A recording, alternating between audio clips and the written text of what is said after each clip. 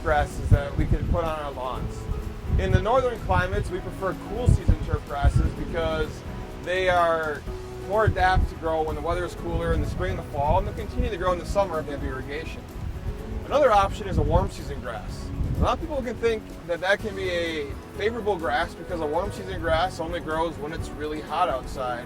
And so if you don't want to mow very much, warm season grass might be an option. You might see things in your Sunday journal talking about the amazing zoysia grass and how you can plant that because it barely grows and barely mows. Issues with warm season grasses in our climate in Nebraska and further north is they generally can have a hard time handling winter.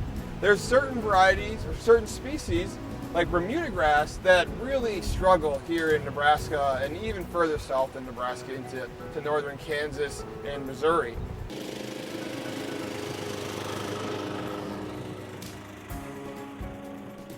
This poor excuse of a lawn was seeded with Bermuda grass in Nebraska. And Bermuda grass in Nebraska is a little bit of a stretch because it doesn't really have good cold tolerance. So when it gets cold, it dies instead of just going dormant.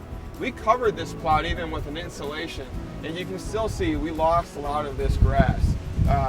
It is an aggressively growing grass when the soil temperatures return, and I'm sure by the end of the summer this area will fill back in. But again, not something that I want to have in my lawn. We have lots of weed issues, and so I would kind of avoid using Bermuda grass in areas such as Nebraska, Tennessee, and north. There's other grasses like zoysia grass that can be a good alternative if you're somewhere in the center part of the country. We call it the transition zone.